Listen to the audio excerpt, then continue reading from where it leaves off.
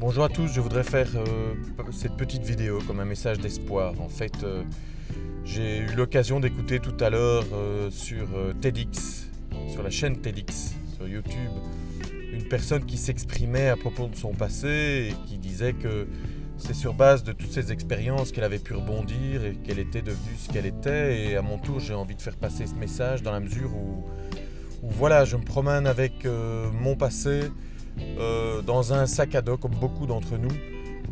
C'est relativement lourd et ça donne finalement du poids dans ma vie. Et c'est vrai qu'en écoutant ce genre de conférences, c'est intéressant parce qu'on se rend compte que toutes ces expériences vécues, elles nous ont apporté beaucoup. Parce que c'est des expériences souvent négatives qu'on tire un enseignement.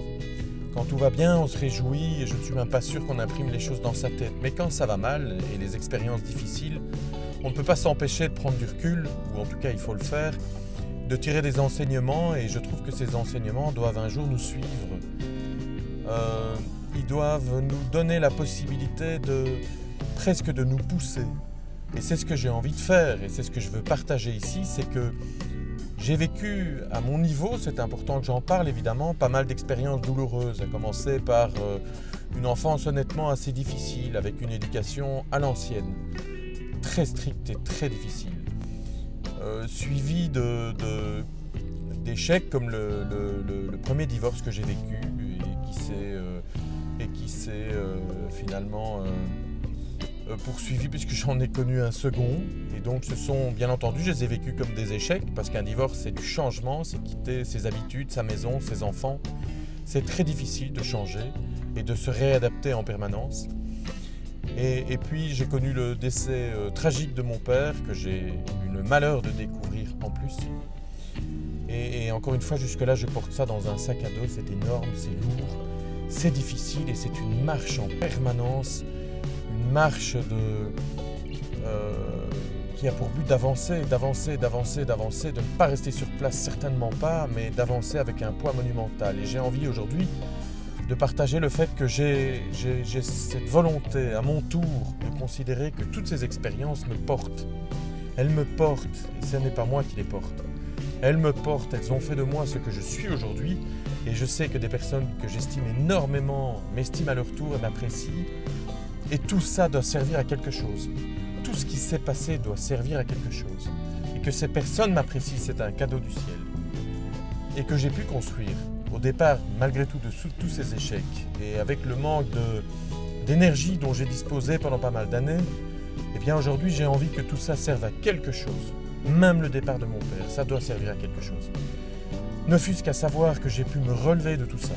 Des choses terribles, je m'en suis relevé. J'ai pu continuer à sourire, pas tout le temps, mais souvent. J'ai pu enseigner pas mal de choses à mes enfants qui ont évolué, qui sont aujourd'hui des petits personnages absolument extraordinaires. J'ai pu monter une entreprise. J'ai pu déménager plein de fois, mais je l'ai fait. Et à chaque fois, j'ai réaménagé une maison, j'ai fait du tri dans ma vie, j'ai rencontré des très très belles personnes. Et aujourd'hui, vraiment, j'ai envie que ça serve à quelque chose. J'ai envie de me lever en me disant, toute cette expérience, toutes ces expériences ont fait quelque chose de moi, quelqu'un de fort, terriblement fort. Quelqu'un qui a pu se relever et qui donc pourra encore se relever. Et finalement, de cette peur, j'ai envie de faire du courage, autre chose.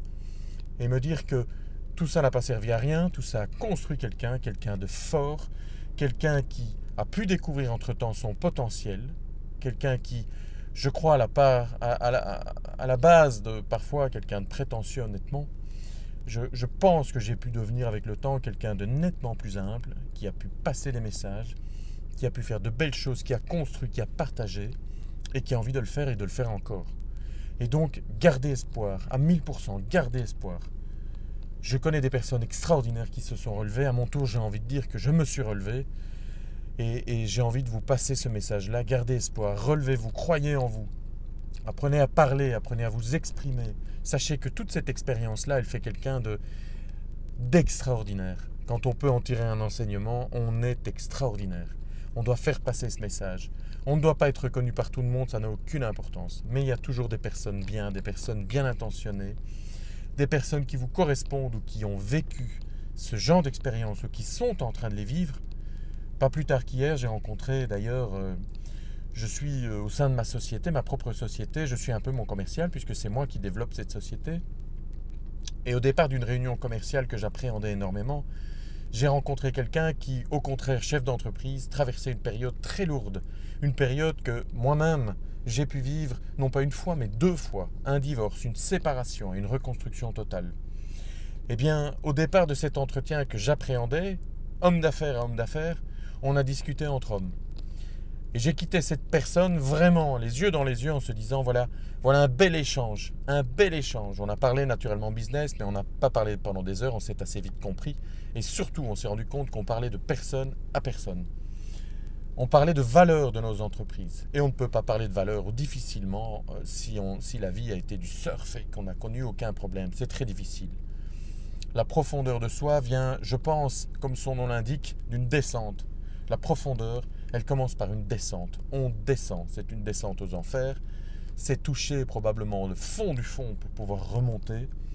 Mais on obtient à terme quelqu'un de profond, quelqu'un d'extraordinaire. Et on doit pouvoir se dire à un moment qu'on est extraordinaire.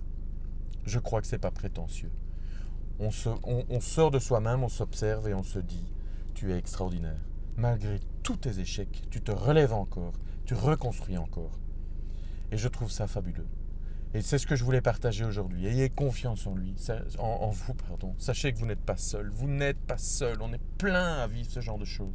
Partageons-le à 1000% et faisons passer ce message d'espoir. Merci de m'avoir suivi, c'est formidable. Merci à tous.